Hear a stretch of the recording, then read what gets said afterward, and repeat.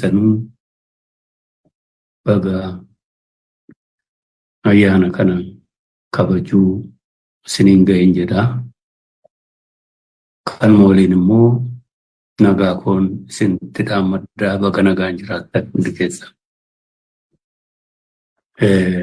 Ittaan Sudaan guyyaan kun guyyaa yaadannooti. Yaadannoo guyyaa gootota Oromoo beekamaadha. Goototi keenya bara baraan kabajaan isaaniif jiraata. Hunda caalaa immoo goota keenya Jaalbattee Urgeessaa akka carraa ta'ee guyyaa goototaa kana gahuu dadhabee nurraa kufe akka addaatti yaadanna hundi keenya. Bara baraan jiraata onnee keenya keessa Battee Urgeessaas akkuma jaallan urjii ta'anii hunda isaanii wareegamanii. Waan qabsoon bilisummaa Oromoo akkuma seenaan irratti hundi keessan beektan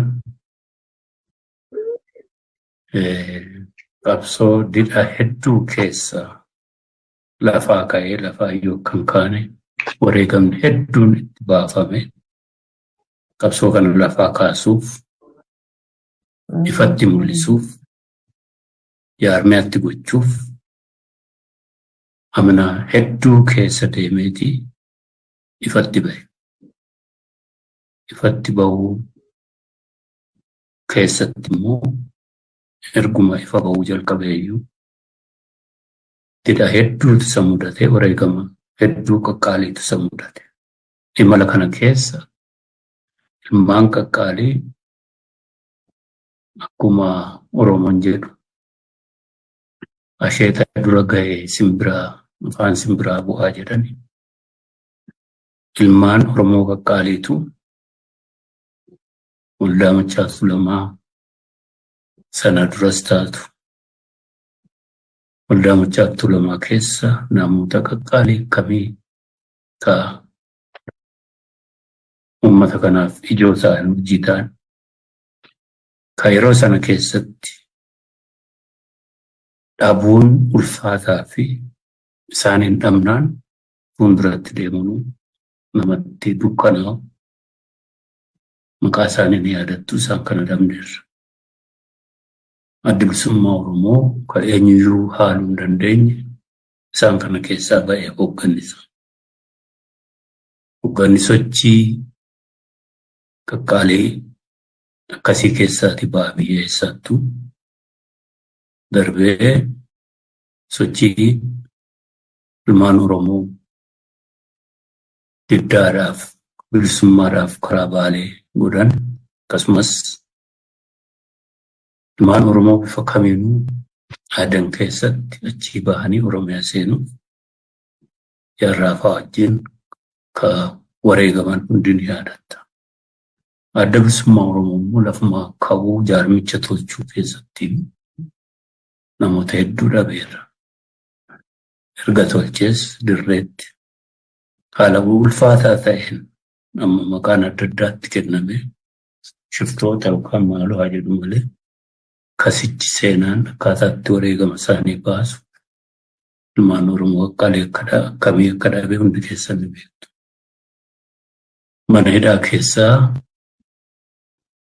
baafamanii ajjeefaman akka Maammoo Mazammir, akka Haayilemaaram Gammadaa, akka Jeneraal Taaddasaa Birruu, akka Muhee Abdoofaa ilmaan Oromoo waggaa dheeraa hidhamanii mana hidhaatii baafamanii gara jabinaan ajjeefaman. Isaan kana hunda keessa darbineeti. Sana booda dirree qabsootti imala irratti hojii magaalaa keessatti falmaa irratti kaalola wareegaman har'as wareegamaa kan jiran hundi keessan ni yaadattu. Akkasuma ta'ee Imalli qabsoo fi fuulduratti deemsi akka diinni keenya abdatuu fi yaadatuu fi kana dhaabuufis ummatichas qabsaatas danquuf, jiilchuuf, sodaachisuuf godhe daqiiqaa tokkoo fi sekondii tokkollee dhaabee hin beeku. Haala qabu keessatti dirree lolaa yoo ta'e tololanii ajajjoota qaqqaalii, hoogganoota qaqqaalii, miseensota qaqqaalii fuudhanii ka wareegame ka kufe fuudhanii awwaallatanii lolatii fi dhukaasatu itti fufaa jiru. Magaalaa keessas mana hidhaatii gaafa heefa ajjeesan mana hidhaa jirra. Gaafa Jeneraal Taaddasaa Birruu ajjeefamanii dhaabichi lafaa ka'uuf tattaafata hedduu haala sardaa keessa haala qabsoo hadhooftu namni bitaaf mirga gaggalagalee hojii akkasii hojjechuu hafe bahee galuufuu haala rakkisaa ta'e keessatti Adda Bilisummaa Oromoo Finfinnee keessatti korasaa bu'uureessaa godhatee haalli sun mataasaa gadi utuu hin qabin wareegama jaallanii kun lafatti hafuu waan hin qabneef darbee immoo qabsichii fi akeekisaa fi galmisaa gara galmasaatti deemu dhaabbatuu waan hin qabneef kadu'an kana awwaallachaa xiiqiidhaan fuulduratti qabsichaa fi imalasaa itti fufuu murteeffatanii dirree qabsoottis keessattis falmaafamu keessatti fuulduratti deemuu hin dhaabbanne. Kana kan hin kaasuuf haala keessa darbinee fi haala qabsoo Adda Bilisummaa Oromoo fi miseensota isaa fi hooggannisaa keessa godhu yoomiyyuu salphaan taanee kana walii yaadachiisuuf. Kana walii yaadachiisuu keessatti haala Adda Bilisummaa Oromoo fi miseensa hooggannisaa haalli ulfaate, haalli sodaachisaadha, nageenyi sodaachisaadha waan jedhu hin fudhatus fudhatees hin beeku. Haala kam keessatti dirqama isaatti fufuu kadu'ee awwaallate bakka isaa dirqama isaas ofitti fudhate walaloon Jaal Mikaa'el dhaamsa jaallanii hedduu yeroo adda addaatti walgahii adda addaa irratti dhaamsa ta'an cuunfeeti dhaamsota kanaan ka yoomiyyuu dagatamuu hin dandeenye ka tooftaa ka tarsiimuu ka of keessaa qabu kun yoomuu dagatamuu hin qabnee fi kana akka dagatuu hin qabnedha jechuudha. Kanaaf hoogganaa fi miseensota Adda Bilisummaa Oromoo keessatti nageenyi ulfaataadha, nageenyi sodaachisaadha. Dirqama jaallan kufanii ofitti fudhannee dachaa fuulduratti deemu kana kan irraa eegamu. Isa kanaaf qopheessinee wareegamni jaalbattee ka nama gufu, kan nama aariidhaan nama maraachu ta'ullee lunnatu nu haadhe, lunnatu hannaan haala hin eegamne keessattii fi akkaataatti lunni nama ajjeesutti ajjeesanii akkasitti kufee jaalbatte. Guddaa nama gubaa haa ta'uuti jaalli keenya dirqama isaa guyyaa tokkollee sodaa tokko malee waltajjii kamirrattu mana hidhaattu eessattuu fuuldura warra tarsiimuudhaan qabsoo kana danquudhaaf yeroo adda addaatti isa irratti haleellaa tattaafatan hunda jabnummaadhaan dura dhaabbateeti ofirraa lolaa yaadaanis qaamaanis qalbiinis olaantummaa isaa agarsiisaati kufee jalatti.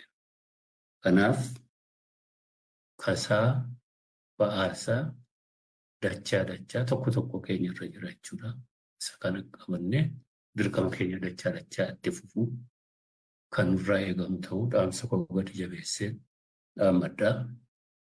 Haalatu ulfaataadhaa, nageenyi ulfaataadhaa, sodaachisaadhaa nurraa dhagahamuu qabu. Sibiliin haasa'uu danda'a jechuudha. Kuni kana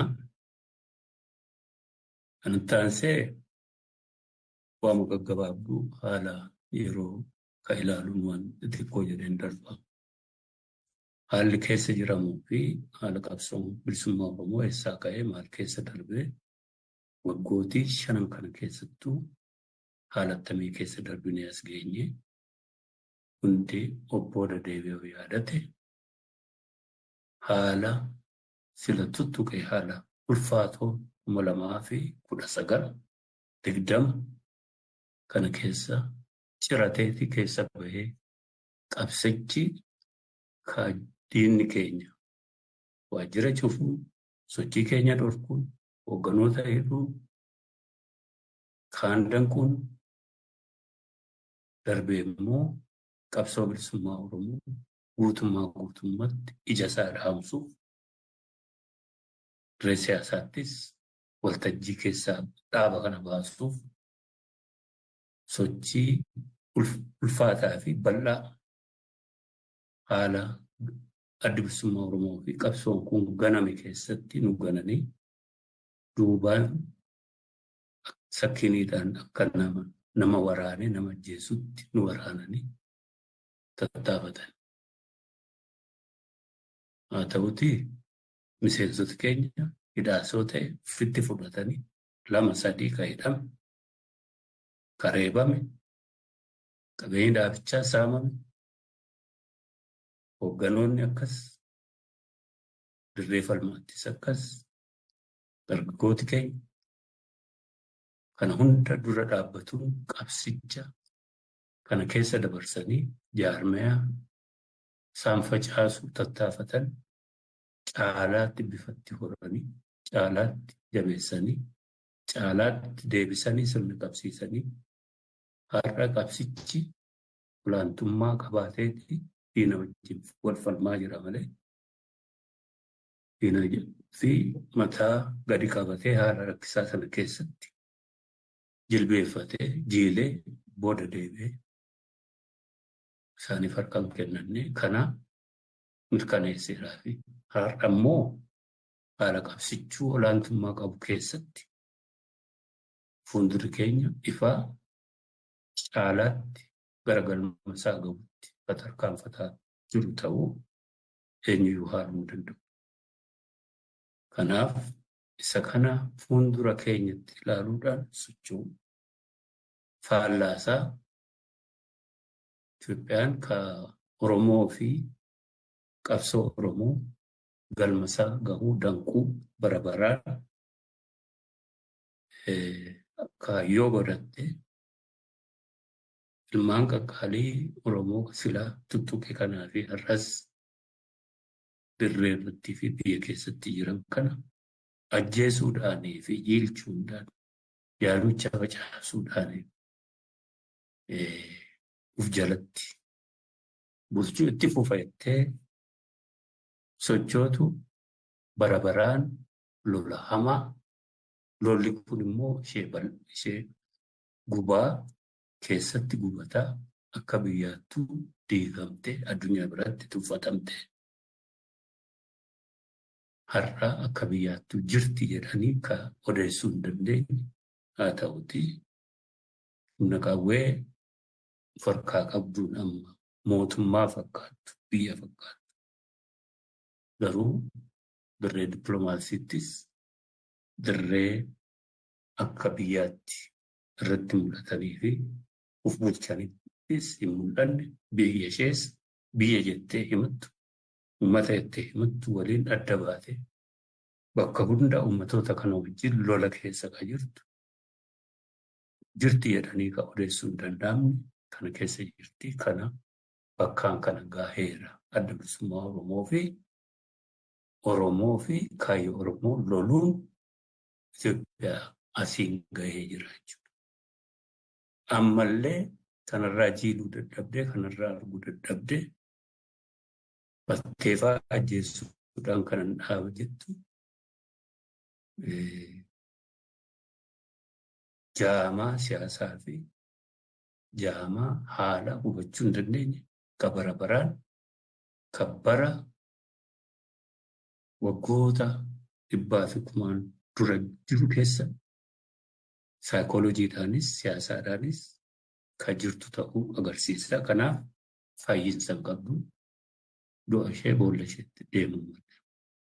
Haala kana keessatti karaa keenya kan eegamu galii keenya bakkaan gahuudhaaf jaarmiyaa keenya jabeeffatu, halkanii guyyaa dachaa hojjetu, dachaa ummaticha hubachiisu, ummatichi hubatee keessaa qooda fudhataa jira. Utuu keessaa qooda fudhataa jiru ta'e qabsichuu hin jiraatu. Kana bakkaan gahuuf halkanii guyyaa hojjetu kan irraa eegamu. Galii keenya fuuldura keenya ifaa fuuldura keenya mul'atu ta'uu eenyuyyuu haaluu hin danda'u. Kana hubanne galma keenya fuulduratti ilaalaa socho'u qofa kan irraa eegamu. Kanatu jaallan wareegamaniifillee isaaniifillee galma ta'a. Isaaniifillee galfatanitti kennan sana bakkaan gahan jennee nullee qalbii fi qaamaan uf komii tokko malee socho'uu dandeenya jechuudha. Karuma ofitti fudhannee akka sochoonu adda bilisummaa Oromoo ka sabatiinsaa fi darbeemmoo galiisaa fuulduratti beekuu keessatti karooraan akka socho'u malee haala raafamaa diinni keenya yaaduu fi hawwuu karaafamuu fi daddaaqamu akka taane seenaa kanaan dura keessa dabarre mirkaneessaa irrallee kanuma mirkaneessina. Seensotatti keenyas kan ofitti fudhatuudhaan galii isaanii fi hojii isaanii fi karoora isaanii irratti qofa fookas godhanii xiyyeeffatanii akka socho'anii gadi jabeessinaa maddaa injifannoo uummata Oromoo jabaadhaa. Jabaadhaa jechuun illee nama dadhabedha. Jabaadhaa jedhu miseensa adda bilisummaa Oromoo yeroo hundaa jabaadhaa. Hidhaa keessatti agarsiiseera. Sadarkaa tokkollee ofirratti fudhachuu kan dandeenye agarsiiseera. Hojii keenya wajjin fuulduratti. Sanuu